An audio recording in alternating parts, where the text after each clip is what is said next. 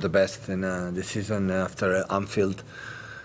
For our experience, when it's important emotional games like Anfield, the Champions League, the next one always is tricky. We were lucky it was a home and away, and we know the experience what happened in our first leg there when we suffer in crowd in the second half because they are.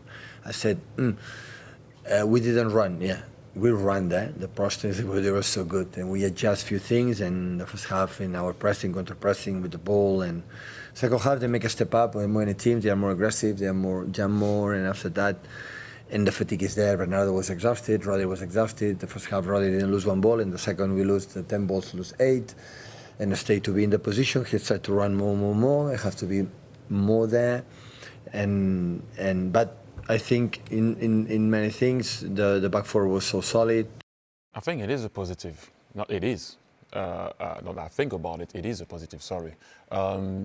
I thought at the time, yes, we dropped some points when it did happen, but then you see that obviously Villa is not winning against Everton, so you find yourself in a situation where if nobody wants to run with us, you have to take what you have to take. 7 points ahead, it's a massive advantage. And I know it could have been 9 and it could have been more, but you know, whenever I speak to some friends, when I speak to people, because you didn't see Arsenal cross the line for a very long time in the league, it's almost like, what do you mean you're 7 points ahead? You have two teams that can be in the top 4.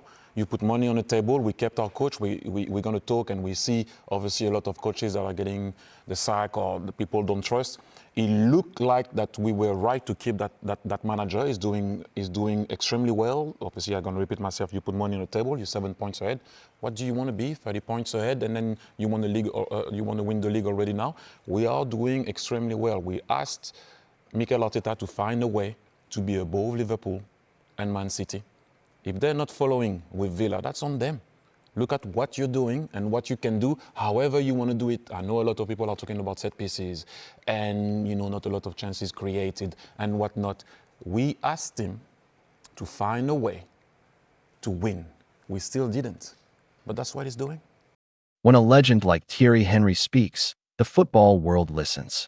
And this week, his attention turned firmly toward the blue half of Manchester, and a young talent making serious waves at Manchester City. Henry couldn't hide his admiration for rising star O'Reilly after a breathtaking performance that lit up the Etihad. Calm under pressure, fearless in possession, and blessed with remarkable vision, the youngster delivered a display that belied his age. From his intelligent movement between the lines to his composure in decisive moments, everything about his game screamed maturity beyond years. What stood out most was his confidence. In a team stacked with world-class talent, O'Reilly didn't look out of place. He looked at home, demanding the ball, dictating tempo, and tracking back with relentless energy. He showed the complete package modern football demands. It's no surprise Henry, one of the greatest forwards of his generation, was impressed by the technical sharpness and tactical awareness on show. City have built a reputation for developing elite talent, blending youth with experience to devastating effect. Under their high standards and demanding system, only the strongest thrive. O'Reilly's performance suggests he has both the mentality and ability to rise to that challenge.